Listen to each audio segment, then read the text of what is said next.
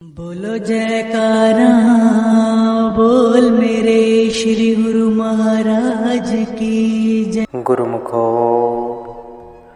वास्तविक गुरुमुख तथा प्रेमी तो वही है जो श्री गुरु आज्ञा का पूरा पालन करे तथा लक्ष्य तक पहुँचे। अब श्री परमहंस दयाल जी ने अपने प्रिय शिष्य को आध्यात्मिक युग निर्माता बनाने के लिए तथा शक्ति संचित करने के लिए आगरा में उपयुक्त स्थान जो आपको प्रिय हो खोज कर योग साधना वह भजन अभ्यास की आज्ञा प्रदान की। उस समय की दशा का वर्णन कैसे किया गया जाए। इधर आपके हृदय में वियोग का दारुण दुख असहा था, उधर श्री परमहंस दयाल जी अपने अभिन्न परम प्रिय शिष्य के प्रेम में अभिभूत हो गए। स्वामी और शिष्य दोनों के नेत्रों से अक्षुब्ध धारा बह निकली। श्री परमहंस दयाल जी का दिल तो नहीं चाहता था कि शिष्य को विलग करें, परंतु परिस्थिति तथा कार्य पूर्ति का लक्ष्य समक्ष रखते हुए उन्हें ऐसा करना पड़ा। इधर परम शिष्य भी श्री आज्ञा पालन में तत्पर अपनी दयनीय दशा की ओर ध्यान नहीं दे रहे थे। श्री आज्ञा ही शिष्य का जीवन है।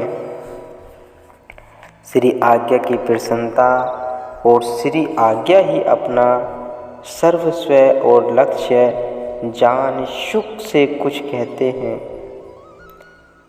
लक्ष्य जान मुख से कुछ कहते हैं न बनता है।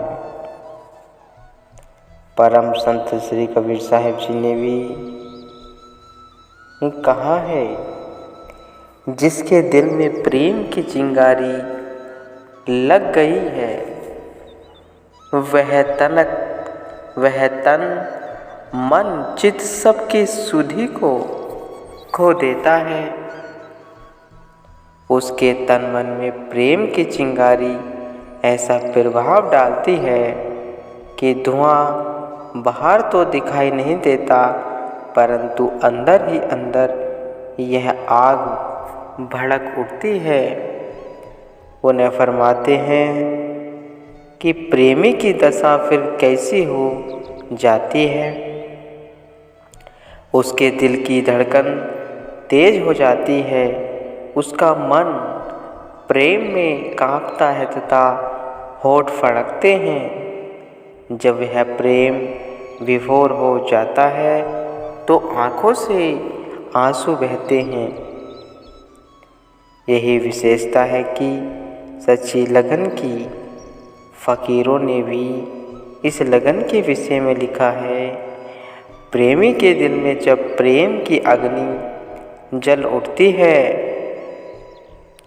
उस समय सिवाय अपने प्रीतम के जो कुछ भी अंदर होता है उसको जला देती है।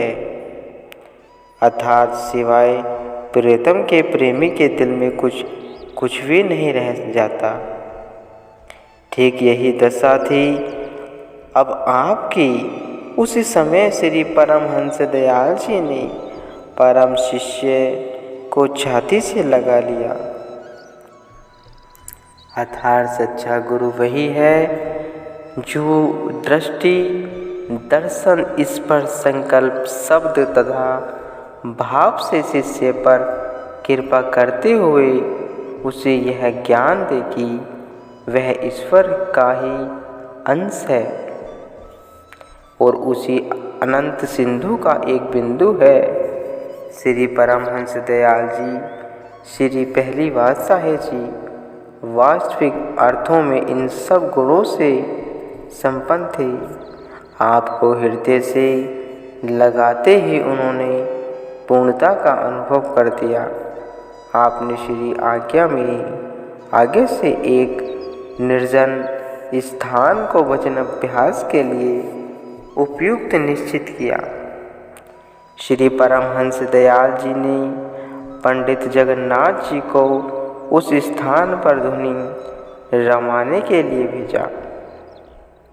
स्वयं सीमांत में परमार्थ कार्य के लिए चल दिए। बस फिर क्या था, आप श्री सद्गुरुदेव महाराज जी, श्री दूसरी बादशाही जी उस धुनी के किनारे समाधिस्थ हो गए। न आपको दोपहर की गर्मी न रात्रि की सर्दी का कुछ अनुभव होता था। एक लंबा चोला पहने रखते, श्री चरणों में पादुका पहनना भी भार मालूम होता है। कभी कभी भजन अभ्यास से उठते और थोड़ा सा सत्संग आदि भी कर लेते। आगरा निवासी गुरुमुख प्रेमी आपके अमृत प्रवचन स्मरण करने के लिए आते और घंटों तक प्रतीक्षा करते रहते, परंतु अब आप अपनी ही मस्ती में मग्न किसी की और ही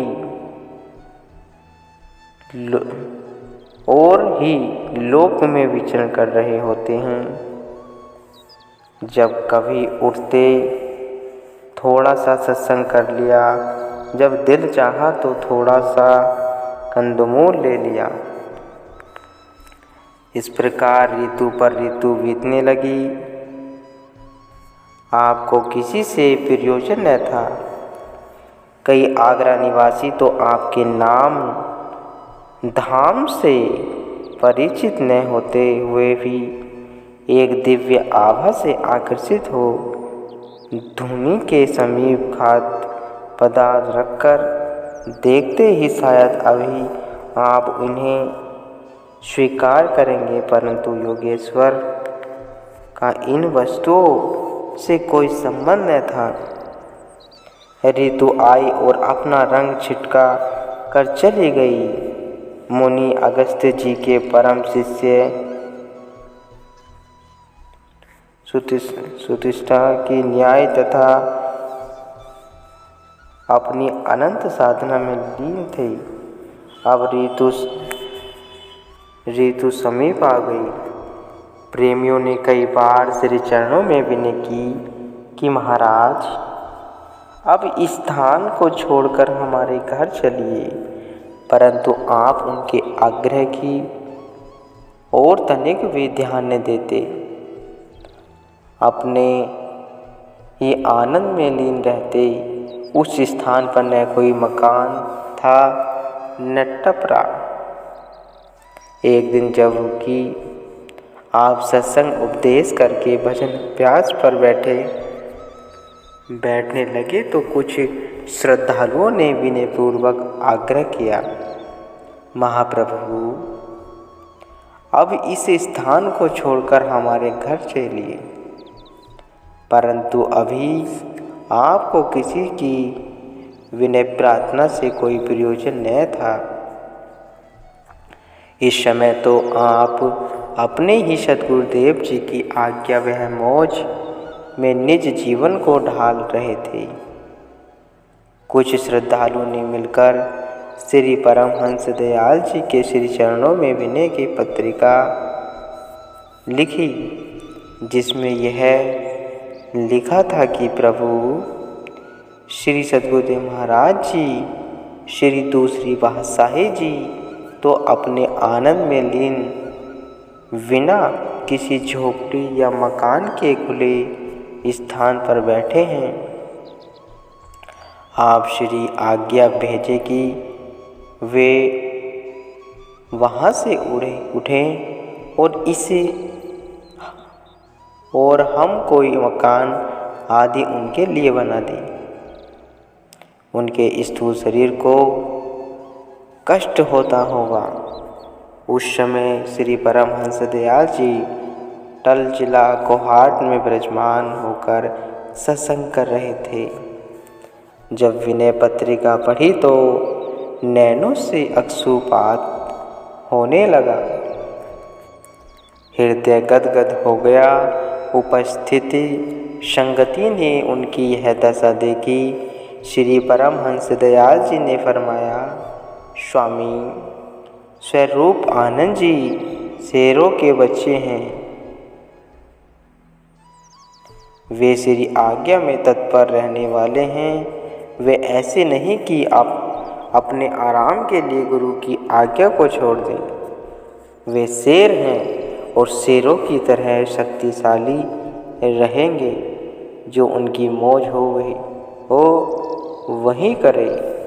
फिर भक्त काशीराम जी ने महात्मा परम शांति आनंद जी को फरमाया कि इस विनय पत्रिका का उत्तर भेजो, जिसमें लिखो कि उन्हें कुछ न कहा जाए, उन्हें उसी स्थान पर रहने दिया जाए।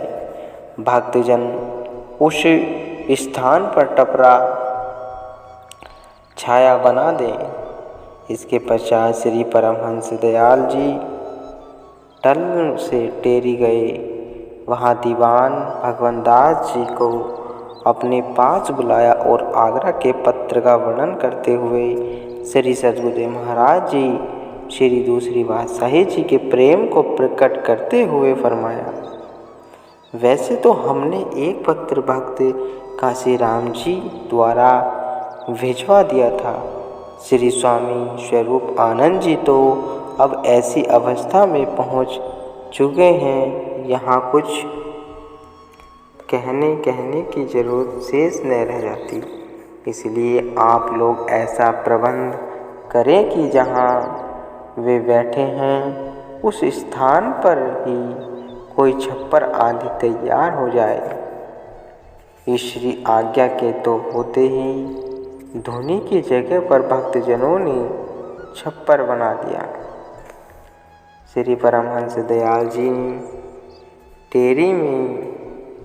टेरी से सीमा प्रांत के कई स्थानों को पवित्र करते हुए अक्टूबर 1915 में आगरा पहुँचे तथा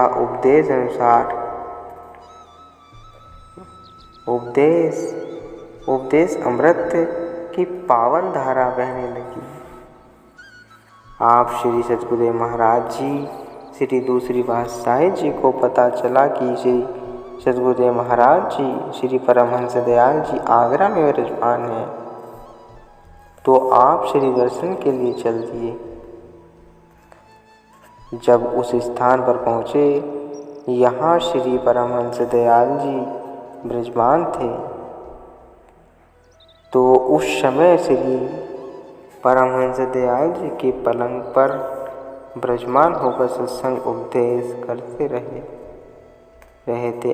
प्रेमी श्रद्धालु संगत श्री वचनामृत श्रवण करने में संलग्न थी। गुरुमुखो